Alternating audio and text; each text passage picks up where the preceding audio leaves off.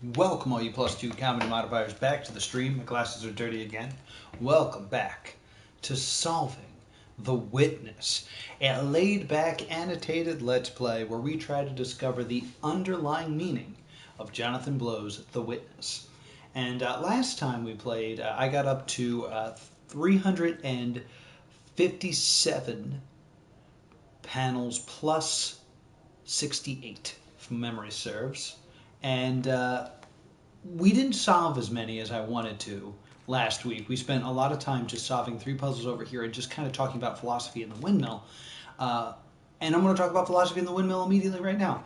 We talked about this guy quite a few episodes back, where he's kind of looking up at the sky and like forsaken, but his shadow is juggling, right? He's not looking at the sky. He's looking at the windmill. Why would he be looking at the windmill? On top of that, juggling is like the way he's juggling. The way juggling works is you kind of throw things through, like they kind of make this like crisscrossy thing. That's not the way they're done here. It's done kind of in a circular motion, almost like the way a windmill spins. So now I have a new theory that this guy, who I think it's very interesting, is like right at my chin, so I can actually see things from this level. I feel like he has something to do with the windmill. In terms of the windmill itself, I can access it from here. That's kind of interesting, that I can do it from this far back. I could probably stop the whole thing, but it's got to be spinning for it to work. It seems to me like there are a total of 8 positions for the windmill, because if you take this broken one, which, let's start by talking there. One of the windmill things is broken, and as we've established hundreds of times on this stream, for something to be broken, for something to look worn away, it doesn't happen naturally. Nothing happens naturally here. This is all done via the actions of a person. So it seems like someone purposely made sure that this is broken, kind of to mark like in what position the windmill is in. It seems like it could be in one of 8 situations. So here's one. Imagine the broken one. The broken one's here. There's 1. If it was here, it'd be 2, 3, and 4. And then instead of an X, it could be a plus, which would be 5, 6, 7, and 8. I don't think you can do it askew. It's weird that it just lights up like that. Like, I don't think I can make it stop so that the broken one is here. It's either here or here. 90 degrees, 45 degrees. That's it. Editor Noah popping in here first to say apologies. Sorry for the April Fool's Day joke. Thanks for those who stuck around and still commented and all that stuff. But let's jump into the real things here, and that's this here windmill. So there's a few things that I get wrong here that I just want to clear up first. I say that there are 8 positions that the windmill can stop. Truth be told, it's actually just 4, because you can only end the windmill on an X. You cannot end it on a plus sign, or it just rotates a little bit more until it's an X. So it's only X position. So there's only 4 positions for the windmill. And there's a great theory on Reddit by Matt Rick, R-I-X, Matt Rick, Ricks. And he basically has the idea that the windmill is a combination lock. And there are times where I turn off the windmill that it makes a very satisfying ka-chunk, which I cannot replicate in this playthrough, but you'll get it in another Let's Play. And other times it kind of makes a sad click. And he basically puts forth the idea that the windmill works as a combination lock, that each way that it sets is a different number, and we are trying to unlock the windmill. Now, the problem with that is, with only 4 positions, it's hard to believe that that's a combination lock. Plus, it doesn't work correctly, because a combination lock, you have to spin it multiple times and then stop it on the number, give it a full rotation the other way, and then land on your next number, and then go to your next number. So the fact that you can only spin the windmill in one way means it doesn't work exactly the way a combination lock works. Throughout the next couple Let's Plays, I'll be turning on and off the windmill in an attempt to see if I stumble into something. But it doesn't, it may do something. But it's definitely not working the way a standard combination lock would work. I just want to point that out.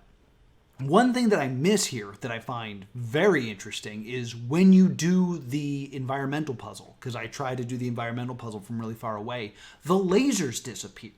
And I thought at first that maybe the lasers disappearing happened because the lasers get in the way of certain environmental puzzles. So that was just kind of like an in-game safety thing to, whenever you do an environmental puzzle, make the lasers go away so they don't interfere with anything. The problem is there's actually an environmental puzzle in the game that requires the laser. You have to reflect a laser into a cloud that then turns that cloud from gray to white so you can complete an environmental puzzle. So the lasers are actually here when you look into the environmental puzzles is a bit counterintuitive considering that puzzle. I also thought that maybe this is kind of you differently, so other things of the island disappear because you're so focused. Like, it's kind of like your mental thought of just like, I'm so focused here that the rest of the world sort of disappears. It never actually happens again at any point. I guess technically it could happen every time you do an environmental puzzle, but there's no real way to tell for sure. But I definitely find it strange. On Reddit, there's a Redditor named, I want to make sure I get this name right, Harrow Setting Sun. Harrow Setting Sun, I think, hit the nail on the head on what the windmill's purpose is.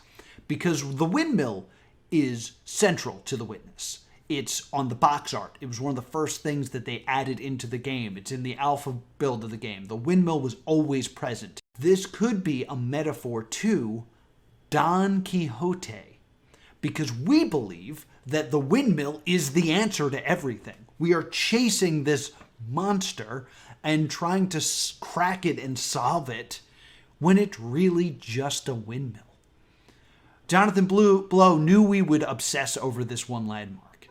We would try desperately to try to figure it out. But in the end, maybe it really is just nothing. Maybe we are Don Quixote chasing something that is not there. Granted, the rest of this episode's all going to be about the windmill, so it's kind of counterintuitive for me to put that information out there now when we're just going to contradict it for the rest of this Let's Play, but here we go. Which, again, I swear I'll solve panels this time. Makes me wonder about such a long walk. It's not really, I'm just being sassy.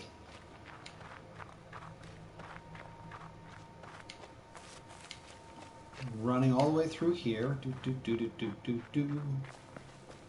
Gotta come all the way around, run through the pink area here. This X. None of the flowers appear to be broken in any way. I was trying to think if there's a way to kind of establish, because like this flower's a little bit yellow, or this one's a little bit red or pinkish, this one's a little bit yellow, that maybe this is supposed to be the orientation of the windmill, which then makes me wonder if this is the windmill, right? What are the other flowers? What do they represent?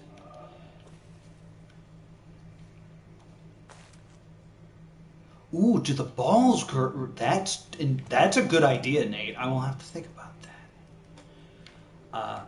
Because my working theory right now is, I think it's almost like it's reversed. I thought maybe this path represented these flowers, but it almost like bends the opposite way. Like this goes to the left and that goes to the right. So maybe not. So I'm trying to figure out if there's something around the windmill that could be represented by these flowers. All right, so let's talk about the flowers again. I know we've hit these flowers over and over and over and over again. If you don't know, these flowers seem to be all over the island and give away the rules of different areas. There's a flower next to a piece of metal that kind of glistens, that gives away the sun puzzle. There's two symmetrical flowers over in the Symmetry Island. They're all over the place. I believe that the flowers here represent the windmill. There's lots of theories that X marks the spot, it has to do with standing on it, or that these flowers are supposed to represent the flowers out in the world, like they correlate to each other. But if the flowers represent the rules of each area, then the flowers being in an X next to the windmill means they represent the windmill. I talk about the flowers that are not part of the X. I think that's the path walking into the windmill. I think it represents the windmill. Granted, in every other area, they are also pointing to what will give you the solution of the area. So this is kind of also then implying that the solution of the area lies within the windmill. Granted, I really kind of want to say this is Don Quixote and we are fighting towards something that's not there. But there is evidence that the flowers are pointing towards answers. That means that there are answers in the windmill. Let's go look at the balls again, because that is a very interesting idea. That perhaps perhaps it's a message.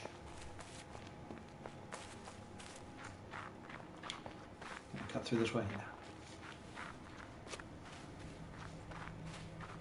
And Nate, thanks for stopping by Soften the Woods.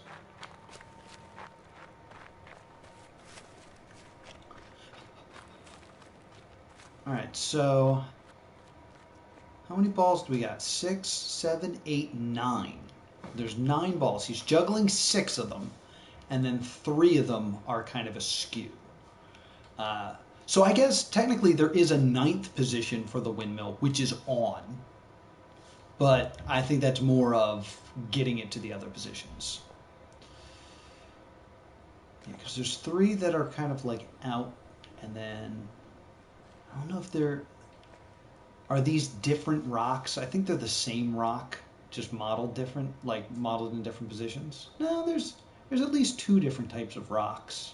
All right, let's talk about this juggler again. So he's juggling 6 balls here, and I kind of say that it represents the windmill. It's 6 things being spun in a circle, so perhaps he is the windmill.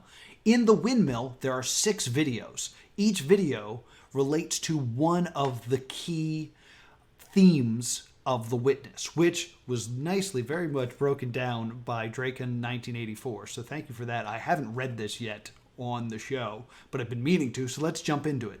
Here are the 6 principles of the witness. There's dualism, which is truth through logic and reasoning, so to figure it out. There's relativism, which means multiple things can be true at once. There is faith, which is kind of beliefs or, perseverance and continuing to follow something will lead to truth. Fatalism, which is the truth might destroy you, which is the one I keep kind of hitting, because I keep saying that maybe we shouldn't be doing what we're doing, because we keep hitting these quotes that are kind of saying, like, do not search for the answers, do not search for the truth. And I guess I just attach myself to those because that's only 1/6 of the message. But it's definitely out there, the idea that the truth will destroy you. Then there is non-dualism, which is that your preconceptions will blind you. Basically, if you are going in there looking to fill in blanks, like, I think it's going to be this, you're going to try to relate everything to your personal beliefs. Then there is acceptance, which is stop looking or take distance. So it's basically, I keep wanting to say, like, just don't look. You don't want this. This is a thing you don't want. But this is more of a matter of saying that it is about not searching for it and then it will come to you. Kind of the way that a lot of people give you the advice, if you want a relationship, stop looking for one. Because if you're desperate for a relationship, people find that to be a turnoff, so that they back away from you. But once you kind of step back and work on yourself and then are happy with yourself, then people are happy to be in a relationship with you. That's kind of the relationship with the truth here, is if you're searching the truth will evade you. So those are the 6 key principles, 6 key themes of the witness. So dualism, relativism, faith, fatalism, non-dualism, and acceptance. So he has these 6 balls that are, each ball represents one of these ideals that exists inside the windmill. this would also imply that there are those 3 balls that are not in the windmill. So perhaps there are 3 other ideas about the truth that are not really being discussed here in the windmill, in the witness. And they're kind of spread out other ways.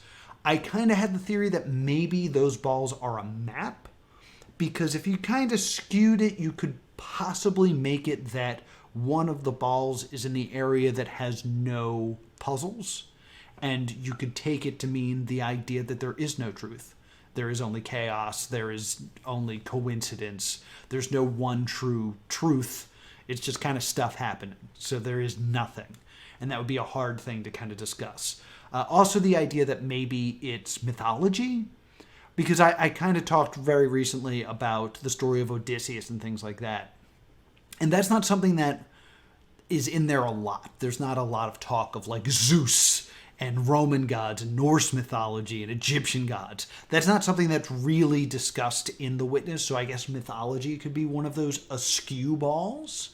And then I couldn't come up with a third idea for an askew idea of truth, other than there is no truth and mythology. I guess there would have to be a 9th kind of idea in there, since we have the 6 balls and the 3 askew. So I'm working on it. If you have an idea of what you think the askew balls could be, the ideas towards truth that don't exist within the witness, or at least are not talked about in the windmill, leave those in the comments below. Also, we talk about 6 very often in these videos, because we talk about the 6 videos, the 6 principles, the hexagons that make up the mountain. All these things come up so much, which is why it's so strange that there are exactly 664 puzzles in The Witness, when that nice round evil 666 is right there, and 6 being such an important number in the world of The Witness. But that also kind of plays in the Don Quixote thing. It feels like there should be something there, but there's no real evidence that there should be something there. So it's again chasing that thing that is not there because of my own conceptions of what I think it should be. So that was a lot to talk about this juggler. But I really want to focus on those 3 askew balls and the idea that those are concepts not discussed by the witness. What do you think those could be? Leave those in the comments.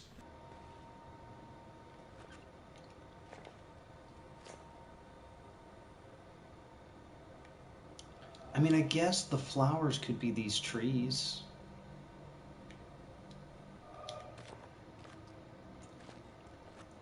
I don't know. I'm going to just because I don't know what to do when it comes to this, but I definitely find it strange that turning it off powers something in the windmill. Until I go inside the mountain, I'm going to randomly turn on and turn off the windmill and see if I luck into anything. So now it's on. Oh, and I gotta turn this up because it makes an odd ka-chunk sound when you turn it off that almost seems important.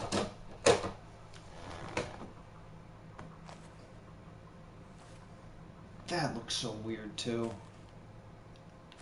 I don't know, this windmill super bothers me.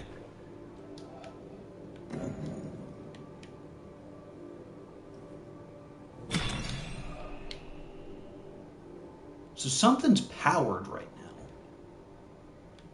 It almost seems to be going into the exact same thing as the other one.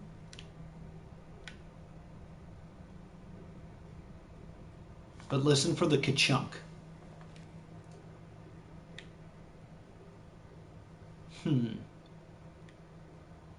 Probably get a ka-chunk right here.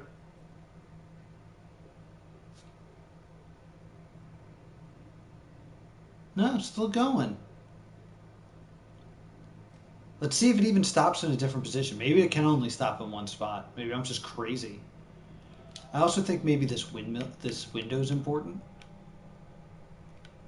because there's a chance it'll be blocking that window.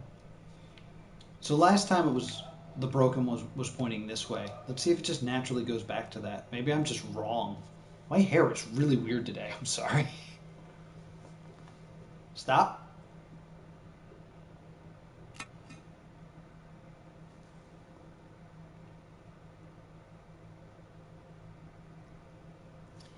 I feel like the other time I did it, it made a ka-chunk. That was kind of like a...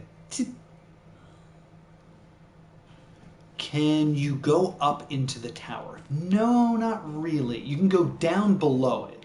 Below it is like a movie theater type place. But like I can never actually go look through that window. The fact that the windows are even here I find very interesting.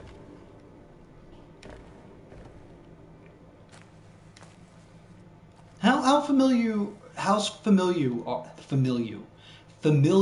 are you with the witness? I'm going to turn this on again and turn it off and see if I get a different noise.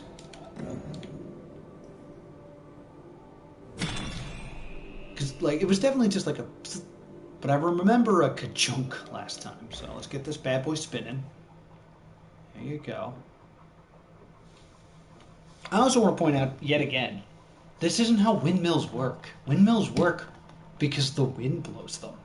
Like the whole idea of powering a windmill defeats the purpose of a windmill, which basically states that there's a different purpose to this windmill. I bring up an interesting point here that I want to discuss. I keep saying I keep powering on the windmill and then it moves, and then I power it off and then it stops. I don't know if that's necessarily true, because that's not how windmills work. You don't power a windmill, it works by wind. So there is a chance that what I'm actually doing is when I'm actually powering it to turn it off, I'm turning on a lock that stops it from moving. And then I turn that lock off and I allow the wind to spin the windmill. That's entirely possible. But I gotta say it because I say it every episode. There would be no wind because there is no weather because there is no time.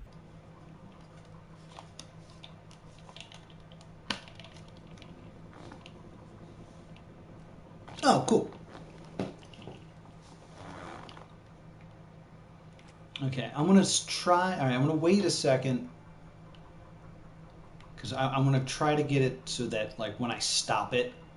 What can I see from here? So, yeah, it, like... You can see it block shadows from the windows. Like, it has an effect. Crazy idea I had here, but it really does bother me that there are windows on the windmill that seem to have no purpose. There's no way to look through those windows. They're too high, and you know, getting a view through them doesn't really exist. So why would they be built into the windmill? I kind of had the idea that perhaps it's a scantron or a pinhole cipher. Basically, there's an idea that you take a piece of paper and you put holes in it, and then you run it through a machine, and then it reads it. This is also how like player pianos work. Perhaps this is some sort of cipher along those lines where the holes represent something. They bother me, and I wanted to voice that I'm bothered. So what do you think the holes or windows in the windmill could possibly mean? Because they gotta mean something, right? Don Quixote, Don Quixote. I don't know, this whole thing is very suspicious. Alright, I'm going to stop this again.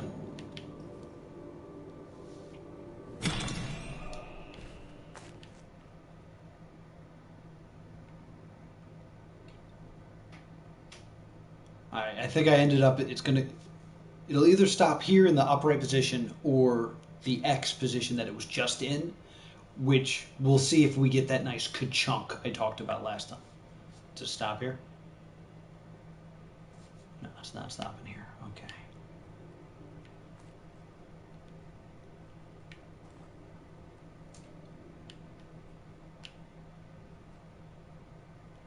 Kind of want to look at the windmill from behind, too. All right, we're listening for a ka-chunk.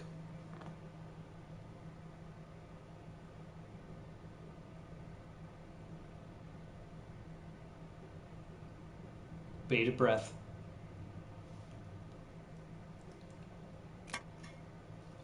No. I'll have to compare it to my other Let's Plays. I'm just going to real quickly run behind it. Because I honestly don't know what the textures look like on the back side of the windmill. I don't know why I've never thought to look there. Excuse me.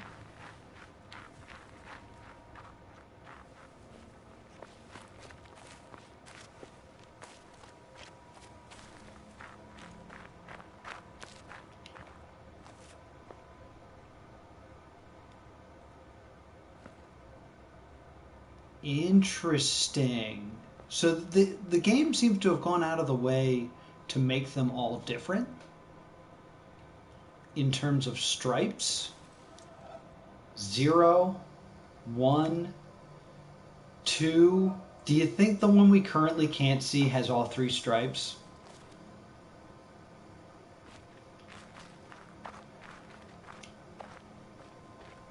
No, it's 2. I'll have to kind of look at this as maybe binary, because it's 3 times 4, which would be, what, 16? Guys, 3 times 4 is 12. I'm so sorry. I don't know why I said 16. I just wanted it to be binary so bad. 4 times 3 is 12. Okay, I know this. I'm sorry. But I do think I solved something. I have something big here that I saved for the end, just for you, for watching this whole video. I think I legitimately solved something. Standing behind the windmill and looking at it, there's 2 things that I noticed. One, it always bothered me that the windmill went counterclockwise. I just felt like it should go clockwise because that's the way circles go. Well, the windmill does go clockwise when you stand behind it, where you can see these stripes and these missing stripes. What if it's not binary, but Morse code? The missing stripes are dots, the stripes are dashes, and you read them clockwise. So where it is currently stopped, I decided I was going to take those stripes that are missing and the stripes that are there and take it as Morse code. And I got dot dash dash, dot dot dot, dash dot dash, dot dash dot. And I put them through a Morse code translator, and I got WSKR, which means nothing. But I did it again and flipped it. I took the missing stripes as a dash and the stripes that are there as a dot. And you get dash dot dot, dash dash dash, dot dash dot, dash dot dash. And that translates to dork.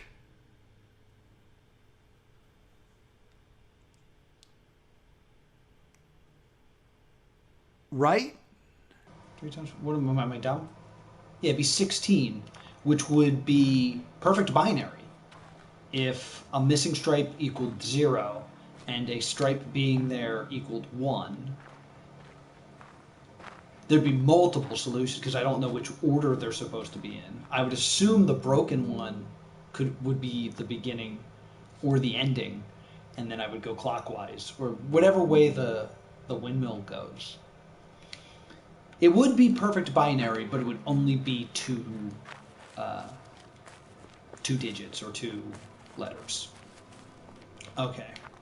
So I promised I wouldn't spend all day at the windmill, but I do want to give it a little bit of attention, as much as I can before I go back, or until I go finish the game in the mountain. So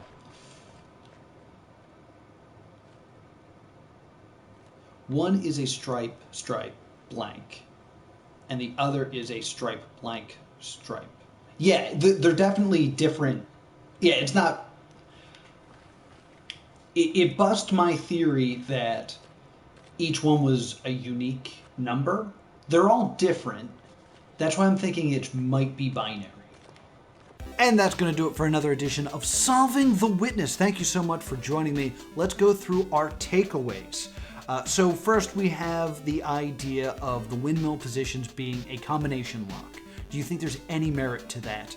I'm going to experiment it in the next couple videos for sure, just kind of stopping it and starting it and hoping. But do you think there's anything I should be trying with the broken It's one part of the windmill. 2, the lasers disappear. What do you think that's about? Do you think that's important, or do you think that's just to make it a little bit easier to see when doing an environmental puzzle? Let me know about that. Don Quixote. I really believe in Don Quixote. I really think that's where we're going for. Harrow Setting Sun, I think, nailed this. I think it's meant to be the MacGuffin, the thing that we are chasing, but it's not there. It's not worth doing. It's just a windmill. Do you think that's true, or do you think there's more to it? Let me know. Flowers. We talked about the flowers 100 times, but if you have anything new to say about the flowers and the X next to the windmill, I think that just represents the windmill. Could be something more. Let me know.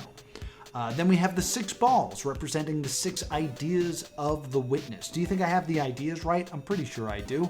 And those 3 askew balls, do they represent principles not present in the windmill, or maybe even ideas that are not present in the game? Let me know. Then we have the idea of how the windmill works. Do I turn a lock and then unlock it so the wind moves it, or is there something else powering the windmill? What do you think about that one? Let me know. Then we got the Scantron idea of the windows of the windmill. The more I think about it, the less likely I think that is, but they still bother me. So please, let it bother you and tell me your thoughts in the comments below. And then we got Morse code. It spells dork. Did I fall down another rabbit hole like I did with the bridge cipher over in the marsh area? Or is Jonathan Blow making fun of me for decoding a windmill? Let me know in the comments down below. And please, be sure to subscribe. And before we go, I do know I owe you guys a mailbag episode soon where I read the comments and we go through everything. That is coming soon. It probably won't be the next episode, but I haven't forgotten. I will get to it, I promise. Thank you so much for watching. I'll see you next time. Boop!